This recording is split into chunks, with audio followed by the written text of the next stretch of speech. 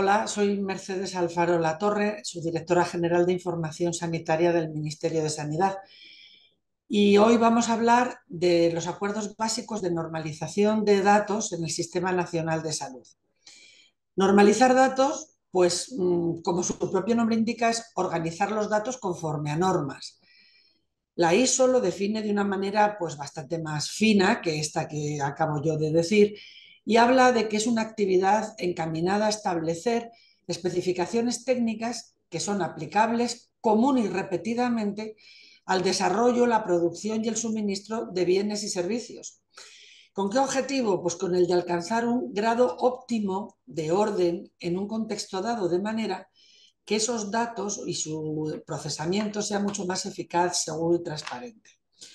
La OMS ya da un pasito más respecto al sector salud y habla que la normalización es la formulación de especificaciones aceptadas, por ejemplo, definiciones, normas, reglas, unidades, que nos permitan utilizar un lenguaje común como base para la interpretación y el intercambio de información entre distintas partes.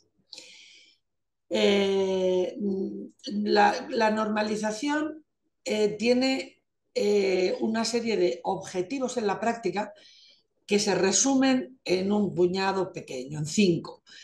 Primero, utilizar datos equiparables que nos vayan a permitir hacer análisis coherentes, obtener unos resultados comparables entre diferentes contextos. La normalización tiene que permitir también la trazabilidad de los datos. Estamos hablando tanto del linaje de los datos como la trazabilidad del fenómeno estudiado. Si nosotros no utilizamos de una manera normalizada la identificación de una persona, no podremos trazar a lo largo de su vida cómo son su situación de salud o cómo ha evolucionado su enfermedad. Evitar datos duplicados y anomalías en las bases de datos, quitar esa basura, ese ruido que tienen las bases de datos. Evitar también que se creen relaciones y dependencias espurias o no deseadas entre los datos de una base de datos. Y reducir el tiempo y la complejidad en la revisión de las bases de datos cuando es necesario ampliarlas, cuando es necesario reorientarlas, cuando es necesario introducir nuevos tipos de datos. Antes de ponernos a normalizar, es preciso analizar un análisis de requerimientos. ¿Para qué va a servir ese análisis? Para determinar qué sistema de normalización vamos a emplear. ¿Por qué? Porque necesitamos saber primero qué servicios tiene que ofrecer el sistema que estamos construyendo y qué restricciones asociadas a su funcionamiento nos vamos a encontrar. Es decir, la determinación de requerimientos es una de las etapas más importantes del análisis para el desarrollo de un sistema de información y hay que hacerlo antes de normalizar. ¿Y qué tipo de requerimientos tenemos que analizar? Pues los requerimientos funcionales, que resumidamente son las expectativas que tiene la organización con respecto al sistema que vamos a montar para que cumpla con sus necesidades de información. Es el qué, para qué, dónde y cuándo, es decir, la justificación del sistema.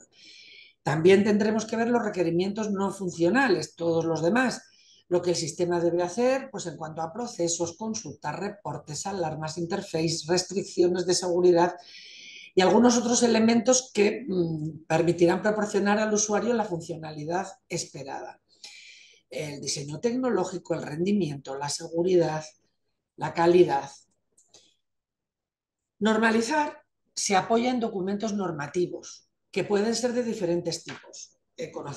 Todos conocemos los documentos normativos legales, un reglamento, una ley, un real decreto, una orden ministerial, una resolución. Son documentos que dicen cómo debemos normalizar. Pueden ser documentos normativos técnicos internacionales, no son exactamente legales, leyes. Pues, por ejemplo, estamos hablando de todas las normas ISO, la propia CIE, la CIAP, SNORM, CT, son unos documentos normativos técnicos internacionales. unos documentos técnicos nacionales o territoriales. Pues siguiendo con el ejemplo de la CIE, toda la normativa que hay de la CIE 10 es para su adecuación y utilización en España. Y unos documentos normativos a secas, que son, por ejemplo, los cuadernos de codificación de la CIE en el Sistema Nacional de Salud. Bien, pues dicho esto, vamos a ver cuáles han sido los consensos de normalización que se han adoptado en el Sistema Nacional de Salud en el seno del Consejo Interterritorial. Lo primero también es decir que si queremos que se aplique la normalización de datos, debe realizarse por un grupo de expertos en el marco del Consejo, debe ofrecer soluciones con credibilidad en el ámbito en el que se va a utilizar y se deben dotar de unas reglas muy claras, de una documentación suficiente y de un servicio de soporte que ayude a quien las tiene que aplicar. Los consensos básicos de normalización en el SNS se refieren, en primer lugar, a la identificación de las personas, para lo cual se ha adoptado el código de la tarjeta sanitaria. En segundo lugar, la identificación del centro del dispositivo asistencial que atiende a la persona, que atiende al paciente, para lo cual se ha adoptado la clasificación UCOM 2 promovida por la OCDE y adoptada también por Eurostat, y que está recogida en el Real Decreto de Centros, Servicios y Establecimientos Sanitarios, del Registro General de Centros, Servicios y Establecimientos Sanitarios. Para las enfermedades, para los procedimientos clínicos, CIE, CIAP de la WONCA, NANDA en enfermería, NICNOC, LOINC, los estándares de la SERAM para imagen, el nomenclator ATC para los medicamentos. Se han normalizado también los contenidos mínimos de los informes clínicos de cara a su interoperabilidad. Se ha adoptado como herramienta semántica SNOME-CT y para el gasto sanitario se ha adoptado el sistema del System Health Account, también promovido por la OCDE y adoptado también por Eurostat. Estos son los principales consensos básicos de normalización. Vamos a ver alguno de ellos muy rápidamente.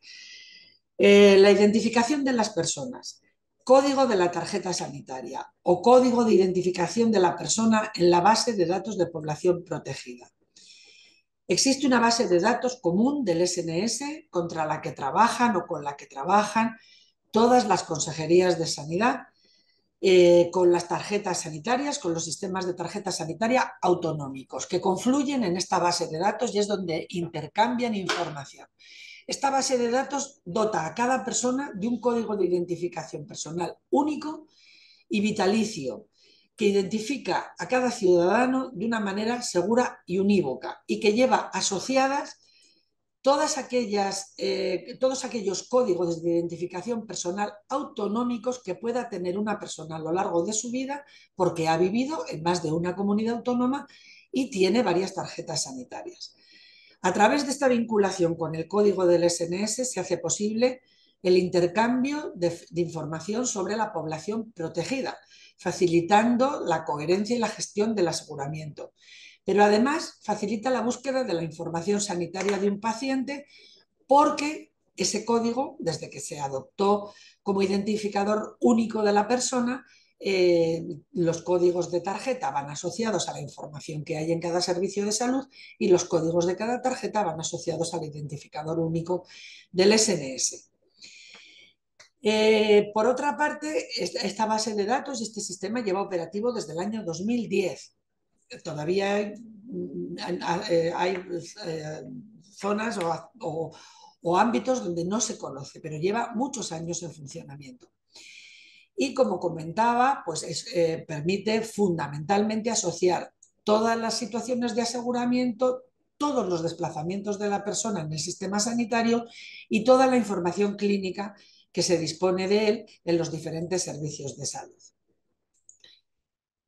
La tarjeta sanitaria también se ha normalizado en su aspecto físico, respetando la identidad corporativa de cada comunidad autónoma, pero dándole un formato de datos común y, sobre todo, a través de una normalización de la banda magnética y de sus contenidos y ahora en la virtualización en el móvil de la tarjeta sanitaria, dotándole, que es el trabajo en el que estamos actualmente, de un código QR común.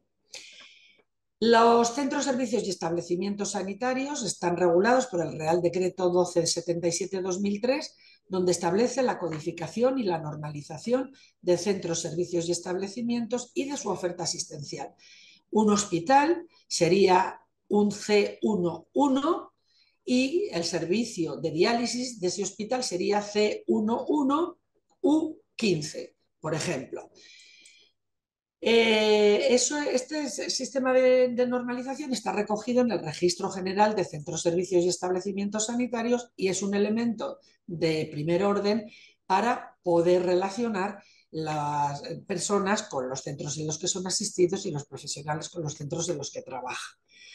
La información mínima común interoperable, definida en el año 2009 y recién actualizada en el Real Decreto 572 del 4 de julio de 2023, en el que se definen los datos mínimos y comunes de 9 informes que interoperan en el Sistema Nacional de Salud, tanto en cuanto a contenidos como en cómo se codifican. Los anexos de este Real Decreto llevan la definición de la variable, el formato, la fuente, los valores que puede adoptar y su carácter de obligatorio o de recomendable. De manera que un profesional que pueda consultar un documento clínico de un paciente al que no conoce, que por una eventualidad tiene que atender, sepa que se va a encontrar un formato interoperable, común y normalizado de esa persona, donde va a poder ver los datos que son imprescindibles para una asistencia de calidad y con una protección de la seguridad del paciente. De estos documentos, el más importante es la historia clínica resumida del Sistema Nacional de Salud, que es un documento que se produce online, se produce en el momento en el que se solicita. Un médico puede solicitar el documento de un paciente desplazado de otro servicio de salud. Es un documento que se alimenta de la historia clínica del paciente, que está estructurado, que es interoperable, que se va actualizando porque se recoge, insisto, con la fecha del día en el que se solicita. Bien, yo creo que con esto hemos hecho un breve repaso a los principales consensos de normalización en el Sistema Nacional de Salud. Lo que está claro es que cuando intentamos procesar información absolutamente desnormalizada o no normalizada, pues a pesar de que tenemos ya técnicas muy prometedoras de normalización post, los resultados que nos van a salir pueden ser cuanto menos sospechosos de no guardar la suficiente fiabilidad y la suficiente comparabilidad. Por lo tanto, normalizar es algo que debemos hacer siempre que queramos tener una información de calidad. Muchas gracias.